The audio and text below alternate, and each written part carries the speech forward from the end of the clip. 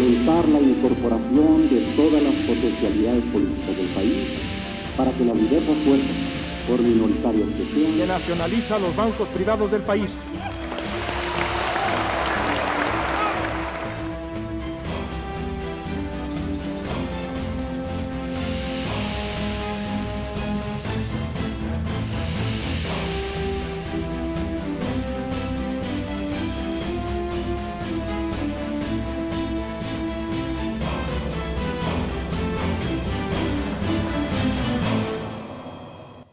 En 1976, al finalizar el gobierno de Luis Echeverría, una palabra dolorosa y persistente entró al vocabulario de la sociedad mexicana, la palabra crisis. El gobierno estaba obligado a enfrentar una crisis en el terreno de la economía y otra crisis de carácter político. A la primera la enfrentó con una mayor intervención del Estado en la economía. A la crisis política, fruto de la rigidez del sistema y de la violenta represión al movimiento estudiantil de 1968, la enfrentó con medidas insuficientes.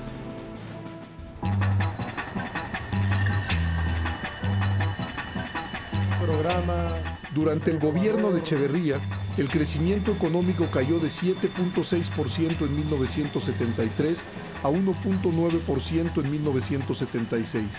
Por primera vez en 20 años, el peso se devaluó. De 12.50 pesos por dólar pasó a 23. El nuevo tipo de cambio debe ser determinado en condiciones de libre convertibilidad, atendiendo fundamentalmente a las fuerzas económicas reales del mercado. En la política era patente el fracaso de la estrategia del gobierno de Echeverría para cicatrizar la herida que había dejado la matanza de Tlatelolco.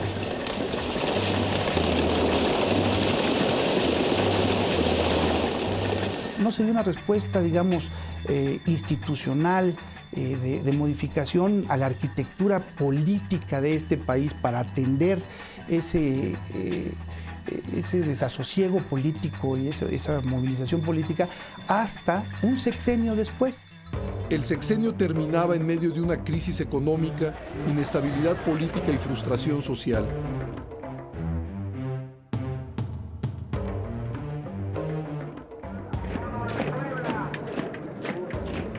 Ello se conjugaba con una polarización política que se manifestaba en múltiples conflictos en el país.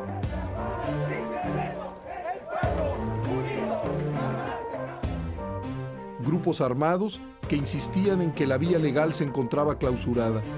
Una guerra sucia para enfrentarlos.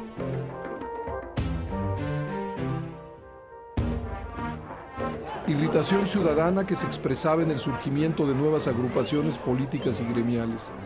Enfrentamiento entre el gobierno y los empresarios. Si el sistema no se abría, todas estas fuerzas iban a encontrar caminos no deseados, pues para llegar al poder. Está a discusión el punto de acuerdo. Sí, protesto.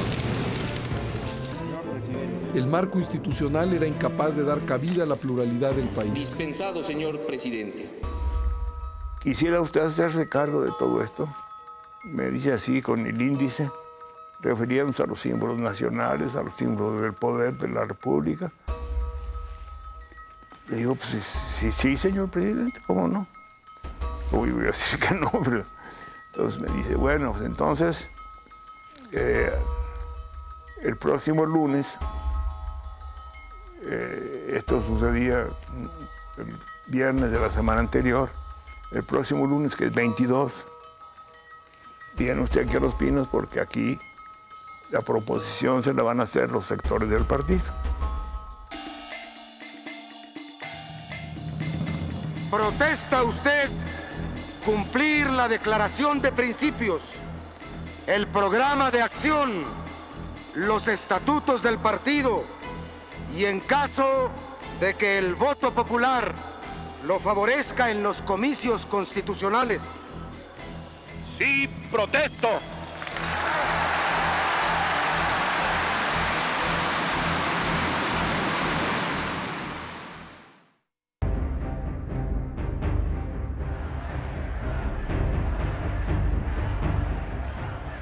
La muestra más dramática de ese abismo entre la realidad y las instituciones políticas fue que un solo candidato, José López Portillo, participó en la contienda presidencial de 1976, pese a la efervescencia política que sacudía al país.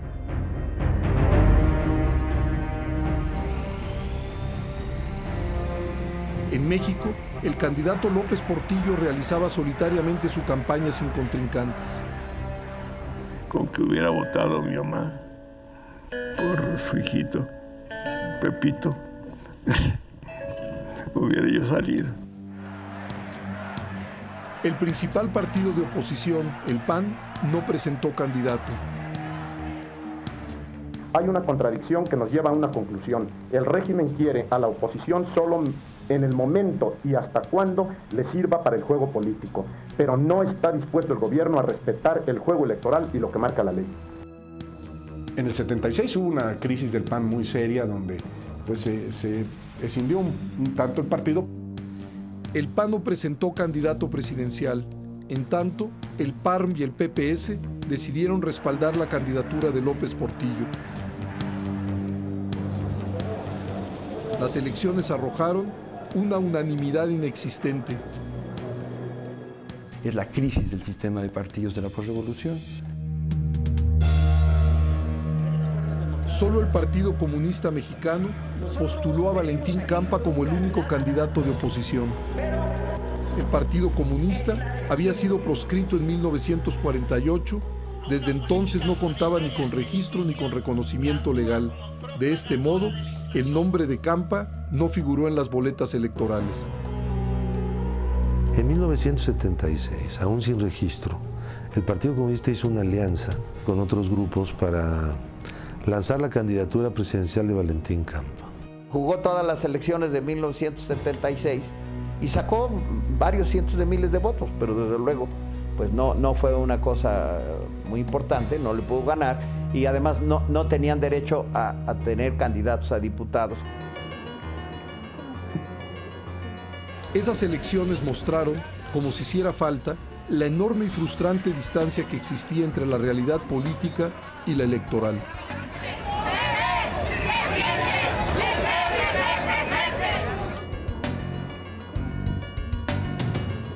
Las elecciones eran rituales poco atractivos porque ganadores y perdedores estaban predeterminados.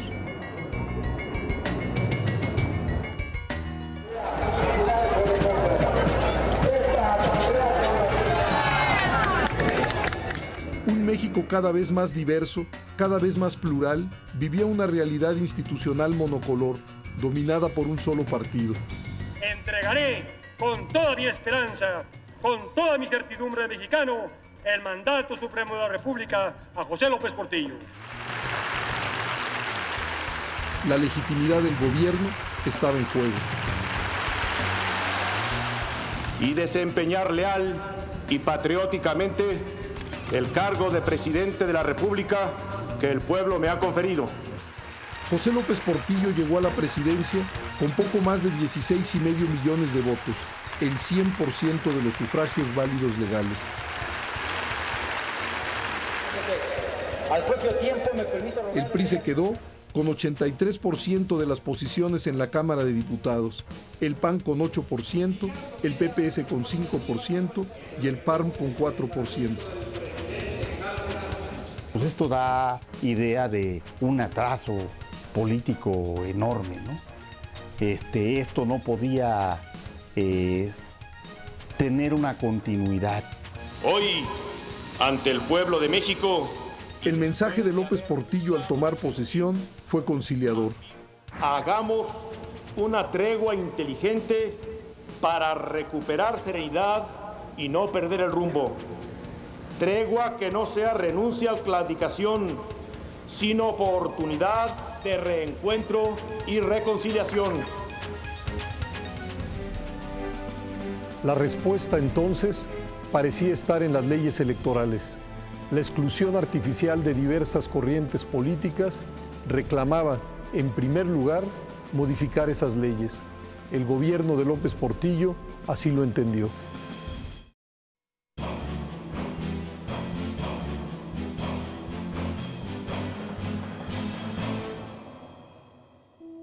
Para 1977, los conflictos políticos y sociales habían crecido. En las universidades, en el campo, en los sindicatos, en las colonias populares, se multiplicaban las voces y los conflictos. Y mientras, y de manera paradójica, del mundo electoral emergía un México de unanimidades.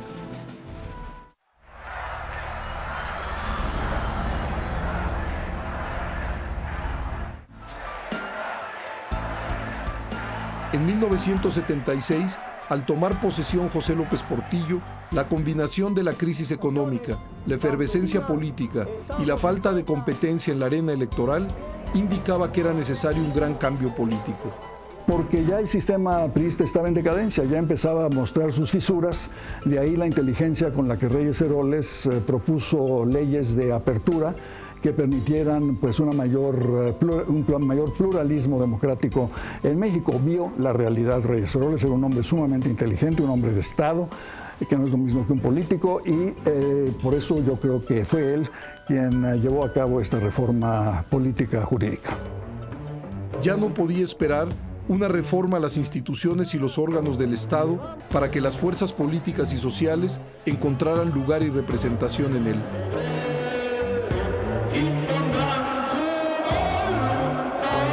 Y eso fue el punto de arranque, ¿no? Si esto sigue así, lo único que podemos esperar es que continúe la confrontación y el conflicto político y el uso de canales no convencionales, la guerrilla, insurrecciones, violencia. Entonces, ¿cómo se resuelve? Abriendo canales, puertas, opciones de participación institucional. Y eso fue, en esencia, el primer paso fundamental que se dio con la reforma del 77. El naciente gobierno de López Portillo se puso a trabajar en eso. Disponemos jurídicamente. Jesús Reyes Heroles, secretario de Gobernación, fue el encargado de preparar la reforma con que el Estado respondería a aquel ostensible déficit de representación. En abril de 1977, en un discurso pronunciado en Chilpancingo, Guerrero, ante el gobernador Rubén Figueroa, uno de los hombres que representaba la cara más autoritaria del sistema, Reyes Heroles propuso la necesidad de abrir mayores espacios a la representación política. En aquel discurso, Reyes Heroles reconoció que México vivía una turbulencia política y social cuyas consecuencias podían ser desastrosas para todos. En abril de 1977, López Portillo hizo primero un gesto de concordia al anunciar la liberación de algunos presos políticos. La rectificación de los que habían ido a la lucha armada no era una rectificación superficial o no era solo cubrir un expediente para que nos dejaran libres y luego regresar a las andadas, ¿no? Sino que tenía un sustento bastante sólido y que permitía, bueno, que de alguna manera garantizaba que estos presos que la ley de amnistía eventualmente iba a liberar, lo que iban a hacer una vez que salieran no iba a ser volver a la guerrilla, sino incorporarse a las organizaciones de la izquierda, digamos, no armada, y a la lucha democrática y política legal, ¿no? Después de anunciar esta liberación, López Portillo convocó el mismo día la realización de audiencias públicas con miras a una reforma que vigorizara las instituciones políticas del país. Suplico, señor secretario, proceda a dar lectura al primer punto del orden del día. Las audiencias públicas se realizaron del 28 de abril al 21 de julio. Fueron 12 audiencias en las que participaron 15 organizaciones políticas, casi todas ellas con la denominación de partido. 26 personas a título personal, entre ellos Manuel Camacho, Rafael Segovia, Miguel Limón, Samuel del Villar y Carlos Pereira. En todas las audiencias estuvo presente el secretario de Gobernación, Jesús Reyes Heroles. Primero, alentar la incorporación de todas las potencialidades políticas del país para que las diversas fuerzas, por minoritarias que sean, participen en la realización de nuestra unidad democrática. Y segundo, ampliar las posibilidades de la representación nacional y garantizar asimismo la manifestación plural de las ideas e intereses que concurren en el país. Yo creo que no solo fue el arquitecto de la reforma, a partir evidentemente de un entendimiento con el presidente López Portillo, sino que fue el actor principalísimo de las negociaciones, de las conversaciones que eventualmente desembocaron en la reforma del 77. Esto fue un trabajo de consensar y de incorporar y de hasta ir creando primero un lenguaje común y en segundo lugar un mínimo de confianza entre los interlocutores políticos para poder comenzar a discutir los asuntos en serio. A las audiencias asistía un representante por cada partido político, con o sin registro. Era un ejercicio inédito. Participaba el PAN, por supuesto, pero también el Partido Comunista, demostrando que era posible transitar de la proscripción a la legalidad. Nosotros éramos partidarios de la reforma política desde antes. Estuvimos argumentando mucho, como no desde el punto de vista de los intereses de nosotros, partido perseguido, amenazado, vamos a decir, ¿no? Sino en general afectaba al pueblo trabajador en general. Y por eso fuimos de los que levantamos la lucha por la reforma política, de tal manera que hubiera real y efectiva libertad de asociación, libertad de participación política, eliminación del sistema de partido de Estado, ¿no? Que se considera casi como partido único o el único que tiene derechos. ¿Cómo asumieron esta negociación las fuerzas políticas del país? ¿Cuáles respaldaron y cuáles se opusieron a la reforma política de 1977?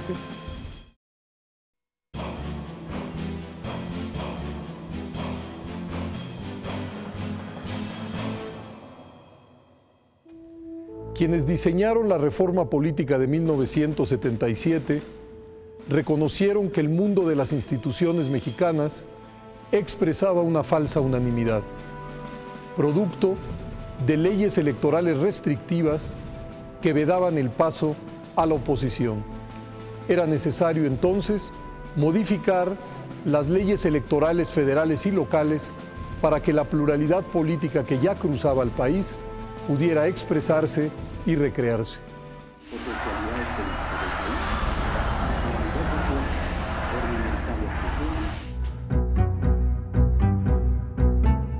Un solo dato muestra elocuentemente las limitaciones de una ley electoral heredada desde 1946.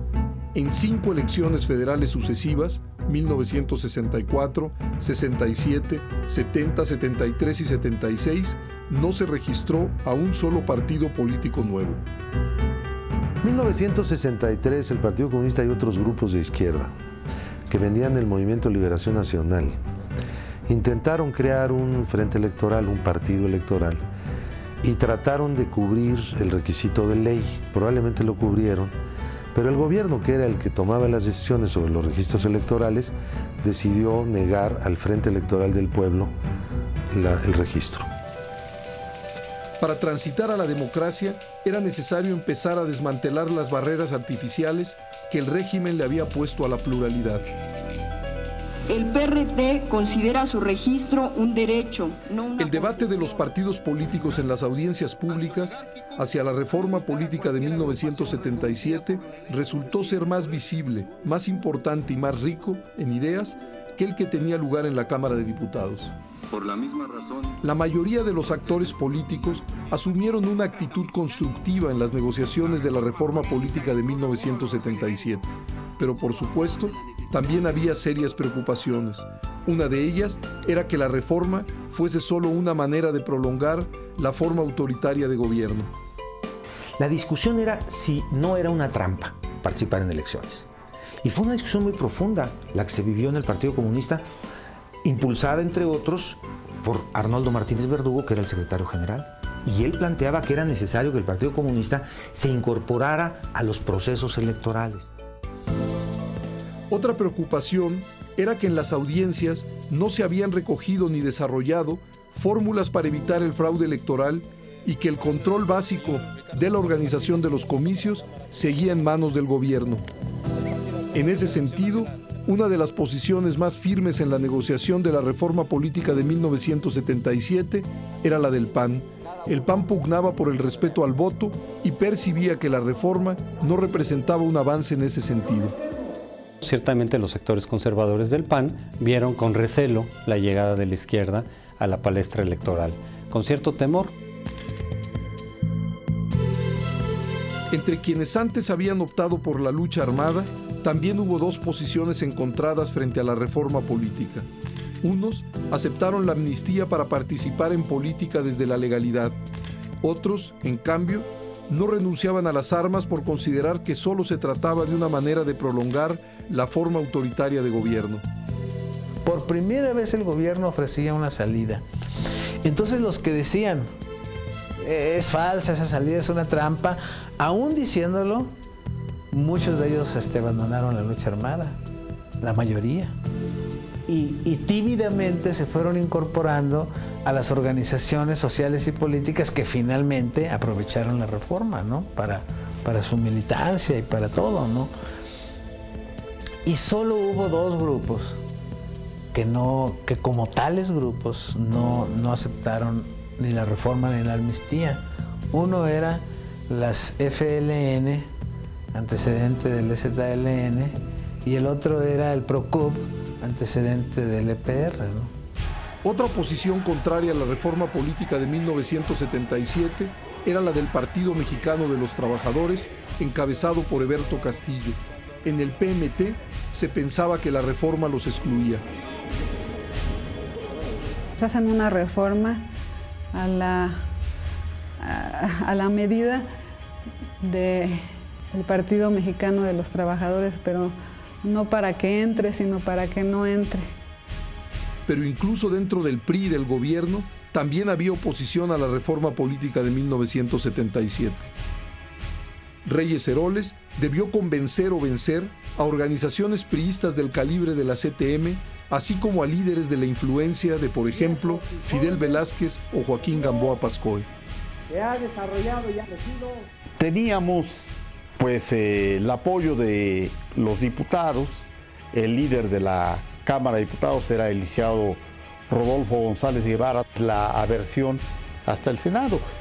Yo estuve presente en varias discusiones entre Reyes Heroles y Joaquín Gamboa, ¿no? Cuando don Jesús anuncia la primera, el presidente del partido es Sansores, y Sansores se indigna, publica una serie de cosas contra Reyes Heroles, amenaza con hacer del PRI un partido obrero, que es una de las tonterías más grandes que he oído en mi vida. Entonces, todo esto, evidentemente, son una serie de pasos sucesivos de la necesidad de abrirse hacia nuevos grupos, hacia nuevas clases, etcétera. En su primer informe de gobierno, López Portillo resumió su posición respecto a los resultados de las audiencias públicas encaminadas a la reforma política. El presidente anunció que se haría una revisión general de las leyes electorales del país, que el objetivo consistía en resolver los problemas de las minorías y que para legitimar la lucha de contrarios era preciso instituirla. A las mayorías les solicito que reconozcan los derechos políticos de las minorías. Próximamente enviaré al Honorable Congreso de la Unión una iniciativa de reformas constitucionales y de ser estas aprobadas por el Constituyente Permanente de la Nación, remitiré una iniciativa de nueva ley sobre organizaciones políticas y procesos electorales. El 6 de diciembre de 1977, poco más de un año después de que López Portillo había tomado posesión, el Congreso aprobó una reforma constitucional. La reforma modificaba 17 artículos de la Constitución y abría la puerta a una nueva legislación para agrupaciones políticas y procesos electorales. Y en efecto, unos días más tarde, el Congreso aprobó la Ley Federal de Organizaciones Políticas y Procesos Electorales, la LOPE. ¿Cuáles fueron los principales puntos de la reforma política de 1977 y cuáles sus consecuencias inmediatas en la vida del país?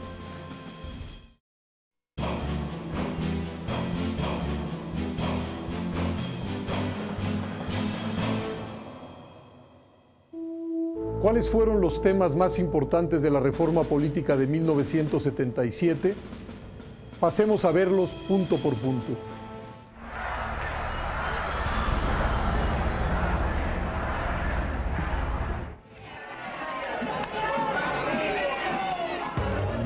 Por primera vez, la Constitución de la República otorgó a los partidos políticos el carácter de instituciones de interés público y nacional.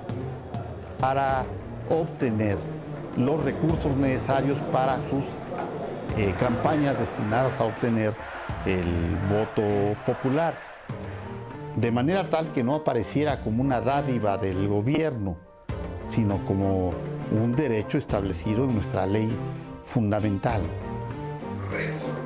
La reforma política de 1977 también fijó nuevas reglas para formar un partido político y participar en las elecciones. Se establecía una figura legal nueva para acceder a la arena electoral, el registro condicionado. El registro condicionado daba la oportunidad de presentarse a elecciones federales a partidos que hasta entonces se mantenían marginados. Con este registro, un partido nuevo podía presentarse a las elecciones federales y tener un lugar en la boleta electoral. Para mantener su registro, el partido nuevo debía obtener al menos 1.5% de la votación total en la elección federal. En segundo término, la reforma de 1977 modificó el sistema de elección de la Cámara de Diputados y amplió el número de sus integrantes. Además de los diputados electos por cada distrito electoral, se agregaron 100 diputaciones de representación proporcional. Los partidos accederían a estas diputaciones conforme al porcentaje de su votación, siempre y cuando obtuvieran un mínimo de 1.5% de la votación total. Un tercer punto importante en la reforma del 77 fue que se reconoció el derecho de los partidos políticos nacionales a participar en elecciones locales sin otro requisito que el de contar con el registro nacional.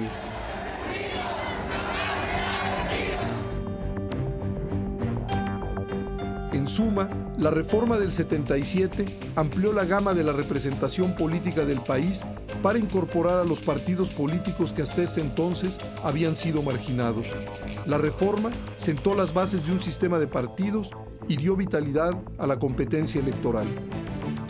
La inserción en la competencia por las diputaciones de representación proporcional representó la oportunidad de salir de la lucha clandestina, de salir de las acciones en términos de la organización de sindicatos y de centrales obreras a la lucha ciudadana, a la lucha democrática.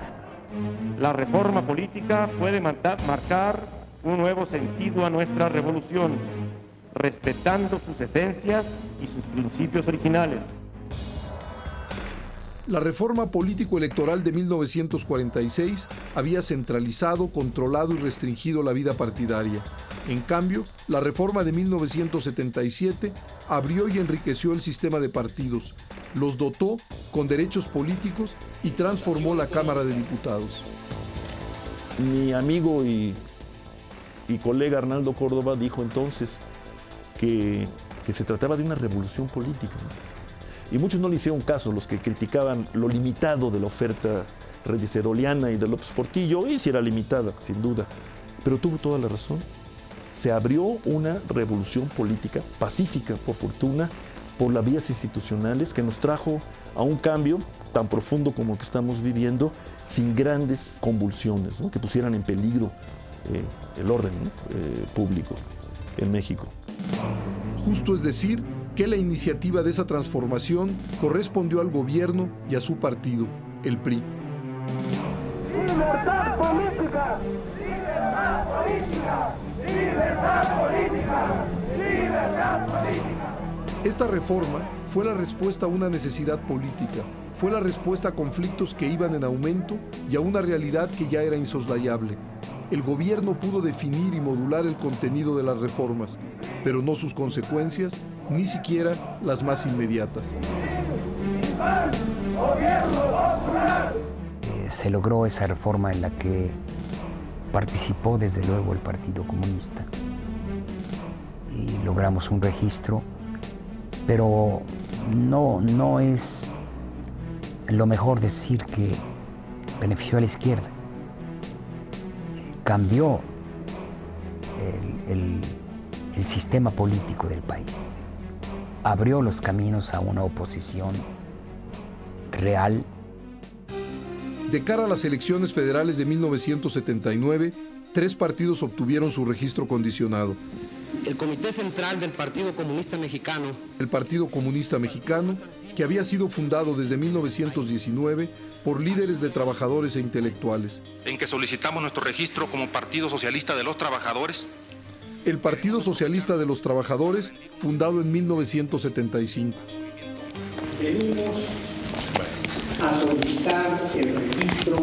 Y el Partido Demócrata Mexicano, fundado en 1972 por grupos católicos que habían simpatizado con los movimientos cristero y sinarquista. Por la ley de organizaciones políticas y procesos electorales.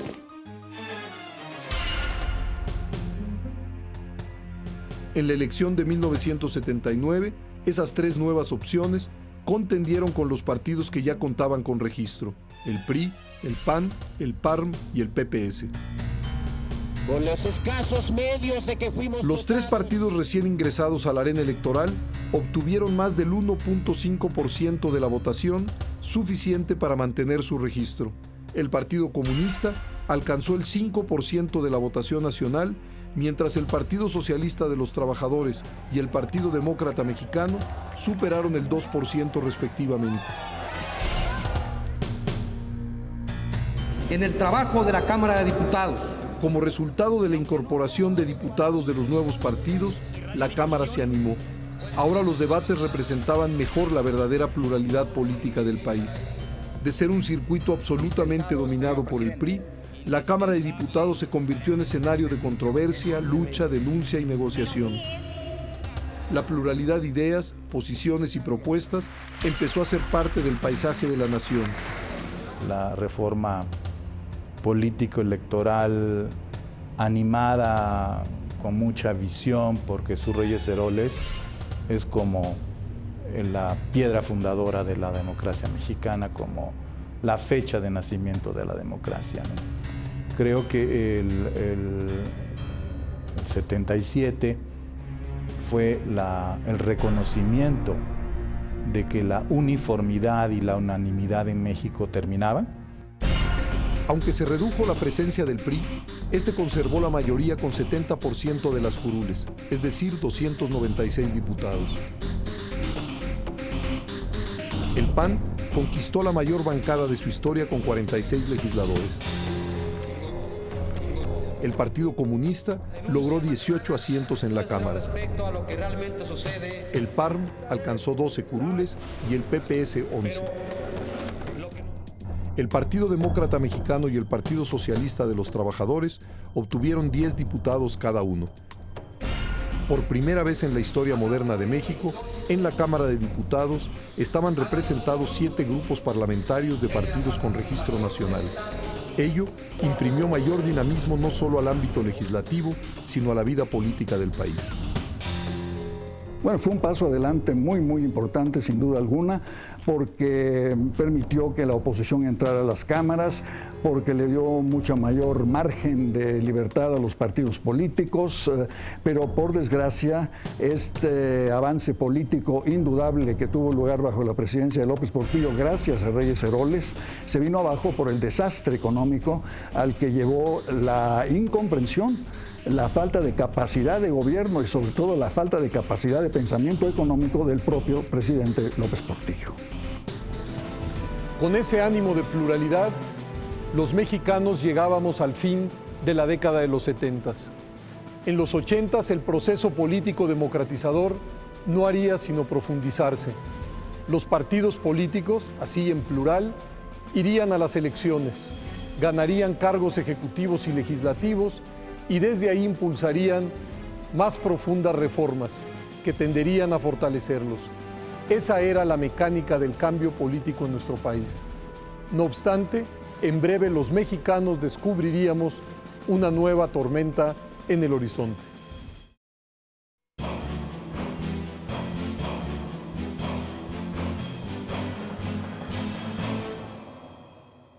México empezó la década de los 80s en un ambiente de pluralidad política y con vaticinios de bonanza económica.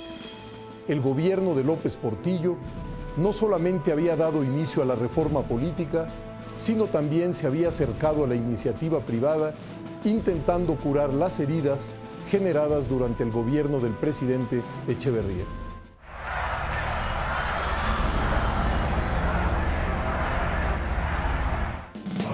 A los empresarios y a los que tienen, les pido su capacidad para organizar y crear empleos, para generar prosperidad compartida, para darle función social a la riqueza y para tener derecho de pedirles a todos que trabajen, tanto a los ricos como a los pobres. Inclusive López Portillo nos decía en particular, en círculos cerrados, antes de tomar posesión, pero ya electo presidente, que calma, no se exciten demasiado por esta cosa que venía de Echeverría y tómenlo con más calma, ¿verdad? Todavía existía la fe de que podía seguir funcionando el sistema.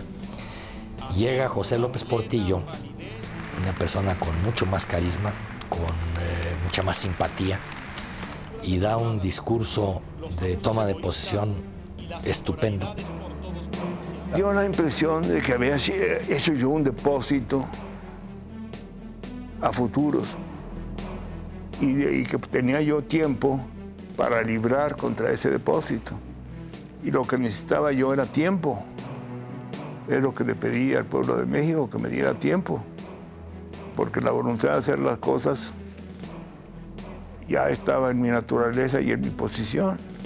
Entonces le pedí tiempo y siento fundamentalmente que lo que gané con ese discurso fue tiempo. Un tiempo para hacerme cargo del país ya plenamente. El nuevo discurso presidencial parecía señalar un nuevo rumbo en la vida económica del país. La ortodoxia aplicada por López Portillo al inicio de su sexenio parecía marcar el fin de la política económica anterior. Sin embargo, tal rumbo no se mantuvo por mucho tiempo. En 1978, López Portillo decidió abandonar la disciplina fiscal y aprovechar la oportunidad de financiar el crecimiento económico con la explotación de los enormes yacimientos petroleros descubiertos un año antes.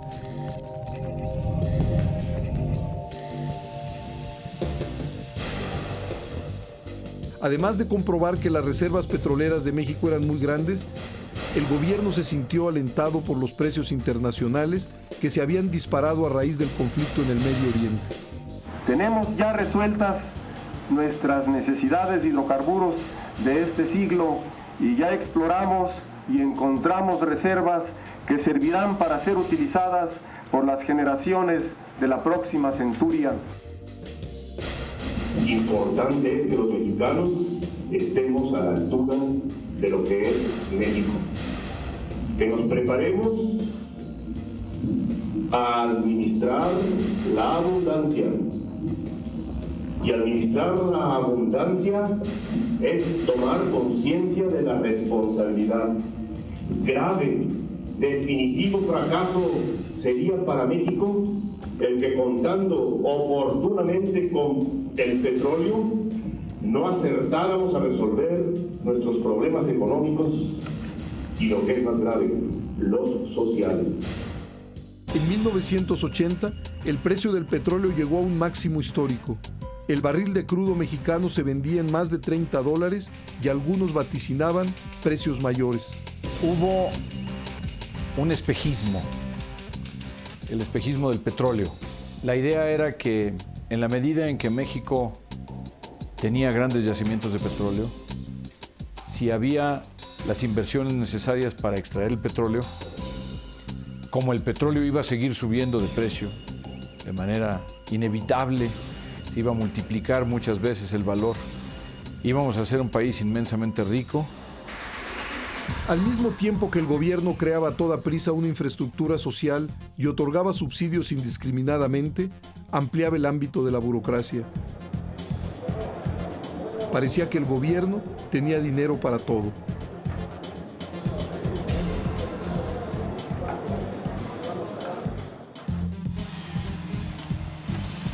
Del sueño de administrar la abundancia, pronto se despertó a una verdadera pesadilla. Durante la segunda parte del sexenio de López Portillo, los precios del petróleo se cayeron. Todos se equivocaron, bueno, pero de camino nosotros hicimos las inversiones, tomamos la deuda para hacer toda la extracción del petróleo y después se cayó el petróleo a un solo dígito, a menos de $10, a 9, a 8 dólares, y por supuesto lo que nos quedó fue una deuda muy grande. Estamos dándole ritmo al valor de nuestra moneda con el desliz, con los aranceles, con las licencias y con los estímulos y fomento a la exportación. Esa es la estructura que conviene al país. Esa es la estructura a la que me he comprometido a defender como perro. El 18 de febrero de 1982, el gobierno tuvo que devaluar la moneda de 27 a 47 pesos por dólar. La inflación se desató, grandes capitales salieron del país, el peso se devaluó. Y de nuevo, el divorcio entre los empresarios, sobre todo los banqueros, y el gobierno. De los últimos 6 meses de 1981 y definitivamente durante prácticamente todo el año de 82, la banca privada desempeñó un papel nocivo para la economía nacional. Eran los banqueros, la banca privada, quienes estaban articulando y en realidad promoviendo la especulación en contra del peso. Eso de que los bancos promovíamos la salida de capitales del país es una mentira. Lo único que hacíamos los bancos era prestar el servicio a cambio de moneda. La huida de capitales no fue porque la promovieron los bancos. La salida de capitales vino como resultado natural de 12 años de malos gobiernos, Echeverría y López Portillo. Hacia el verano de 1982, la descapitalización del país empeoraba día con día. En la víspera del último informe de López Portillo, había rumores sobre la respuesta del gobierno para contener la fuga de capitales. He expedido en consecuencia 2 decretos. Uno que nacionaliza los bancos privados del país y otro que establece el control generalizado de cambios.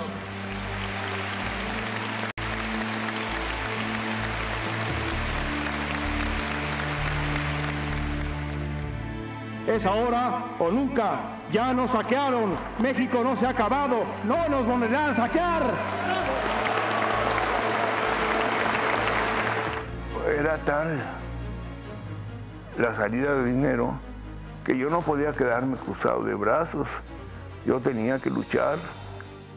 Tal vez fue un caso de pasión por la impotencia, pero yo tenía que hacer algo. Tenía que experimentar las 2 medidas que la legislación revolucionaria me permitía: nacionalizar la banca y establecer un control de cambios. En cambio, le dije que la nacionalización bancaria sí representaba enormes riesgos económicos y políticos, y que si se nacionalizaba la banca se corría el riesgo de que la gente retirara sus depósitos. Él me dijo entonces que lo iba a pensar, que él todavía tenía sus dudas y que antes de tomar las medidas me ofrecía consultármelas. El hecho es que me avisó ya con las medidas tomadas en la víspera del informe de gobierno, sin haber consultado. Así es que eso fue para mí pues una sorpresa muy desagradable. Miguel de la Madrid no estaba de acuerdo. El presidente ya electo, Miguel de la Madrid, había sido electo unos meses antes y iba a tomar posesión en unos cuantos meses, y él estaba en contra.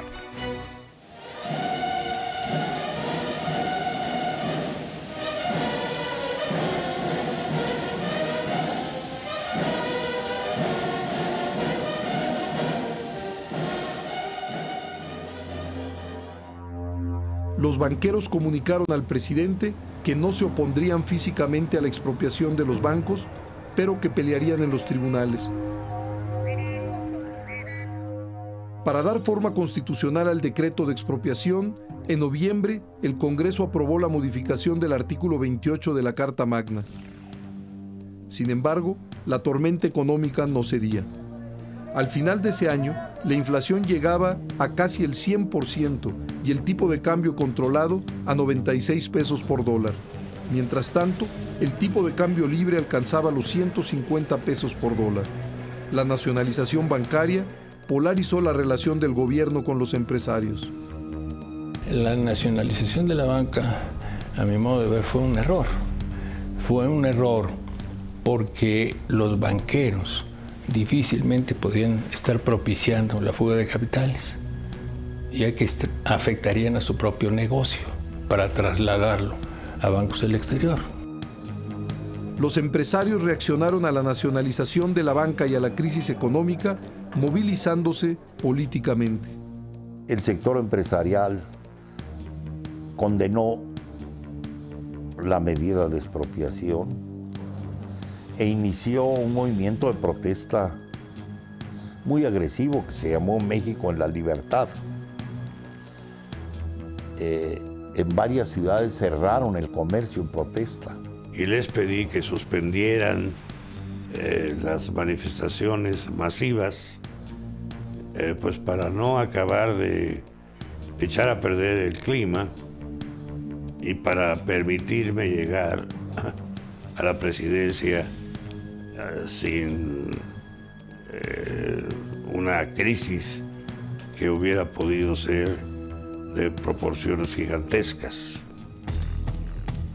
Para los empresarios, la crisis económica y la nacionalización ya no eran atribuibles a una sola persona, se lo atribuían al régimen, y más precisamente a un presidencialismo sin límites, discrecional, sin contrapesos. El movimiento opositor que se fraguaba entre los empresarios se vinculó al PAN. Es la bandera de Acción Nacional. A partir de ese momento, pues la luna de miel que había iniciado a principios del gobierno terminó y pues el gobierno del presidente López Portillo, en mi opinión, concluyó tan peleado como los empresarios, o más que del presidente Echeverría. Miguel de la Madrid tomaría posesión de su encargo el 1 de diciembre de aquel 1982. Su gobierno tendría que enfrentar una economía maltrecha, pero al poco tiempo también la iniciativa de un partido Acción Nacional fortalecido que se alimentaba del descontento de los empresarios y las capas medias. Pero de todo ello hablaremos en el próximo programa de esta serie.